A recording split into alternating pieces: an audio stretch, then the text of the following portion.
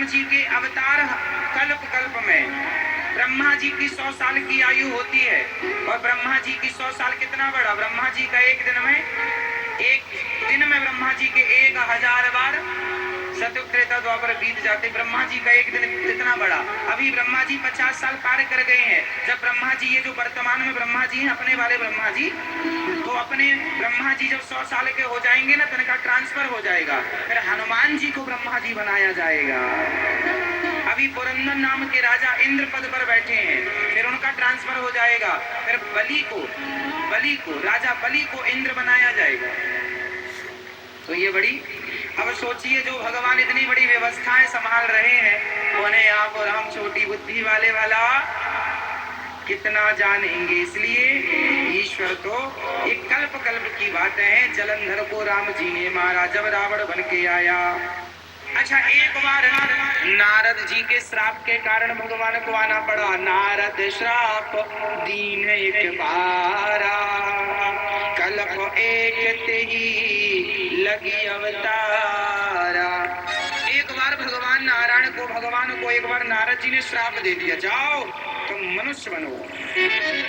नारद जी, तुम माता पार्वती का दिमाग ठनका, बोले हमारे गुरु, अच्छा पार्वती जी ने, पार्वती जी के गुरु जी हैं नारद जी, तो नारद जी की चेली हैं पार्वती मैया। तो पार्वती जी ने शंकर जी से कहा कि कारण कवन श्राप मुनि दीना और का अपराध रमापति कीना। देखिए गुरु भक्ति कैसी होती है। शंकर जी ने कहा कि आपके गुरु नारद जी ने एक बार श्राप दिया तो भगवान को मनुष्य बन के लीला करने जाना पड़ा।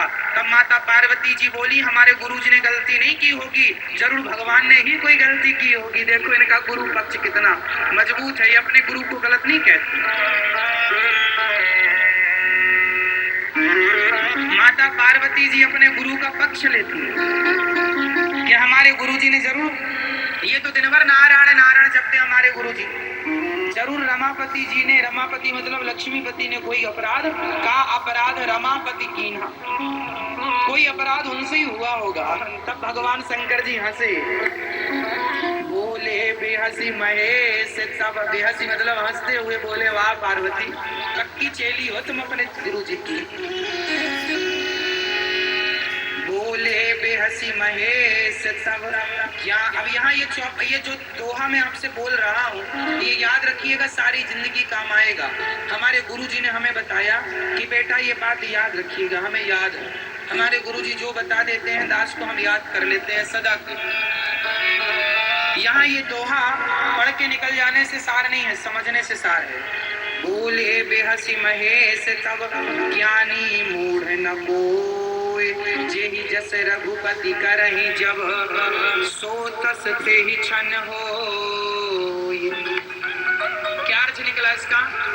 इसका अर्थ है कि इस धरती पर कोई ज्ञानी नहीं है और कोई मूर्ख नहीं है। जिसको भगवान जब जैसा बना दे तो भगवान के बनाने से वो ज्ञानी बन जाए और बनाने से मूर्ख बन जाए। नारद जी जैसे ज्ञानियों की भी मति मारी गई, नारद जैसे ज्ञानी और भक्तों की भी मति मारी गई। तो जब उनकी मति मारी गई तो हमारी और आपकी मारी जाए, इसमें कोई आश्चर्य नहीं है, क्योंकि भगवान जैसा बनाए हम वैसे हो जाए। ज्ञानी मूढ़ ना कोय, जेहि छन जस रघुपति करें। भगवान जिसको जब जैसा बनाना चाहे, भगवान किसी मूर्ख को, कहा जाता है, महाराष्ट्र की एक घटना है, संत ज्ञानेश्वर की घटना। संत ज्ञानेश्वर हुए हैं महाराष्ट्र में। उनके माँ बाप बचपन में मर गए थे, तो उनके माँ बाप का पता नहीं था। तो उनसे ब्राह्मणों ने पूछा कि तुम ब्राह्मण हो क्या? उन्होंने कहा हम ब्राह्मण। बोले तुम्हारा तो कोई माँ बाप का आता पता नहीं है, कैसे मान लें कि तुम ब्राह्मण हो?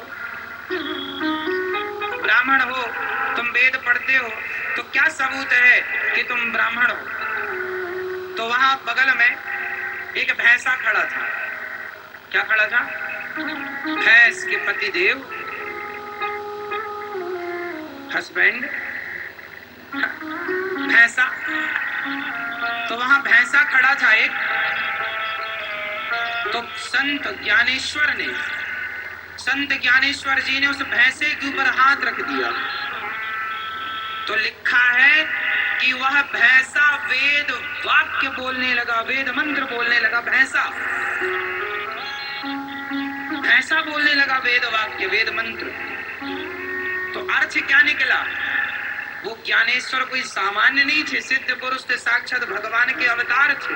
धर्म की स्थापना के लिए, भक्ति का प्रचार प्रसार करने के लिए भगवान साधु संतों के रूप में भी अवतरित होते हैं। तो संत ज्ञानेश्वर जी के लिए भैंसे पर हाथ रखा, वह वेद वाक्य बोल पड़ा।